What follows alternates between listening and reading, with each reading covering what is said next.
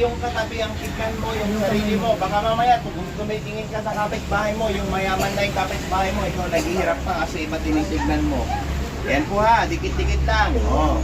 Ready na, tignan niyo yung kamay niyo ha. Oh. Magandang kaliwanagan, namang liwanag sa kalangitan, namang Jesus sa kalangitan, at sa lahat-lahat ng mga banal na anghel sa kalangitan. Narito po ang mga mortal na siyang nagnanais. Kasagutan sa pamamagitan ng kanilang mga kamay.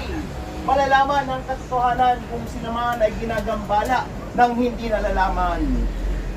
Mga itim na siyang mapagpindang na mayapa, engkanto o kung ano paman, hihiwalay at hindi mapipigilan, panginginig, pangangalay. O bibigat at hindi makakayanan. O hihiwalay kung ilan sa pamamagitan ng kanilang mga kamay ay malalaman ang katotohanan. Hindi nyo mapipigilan yan. O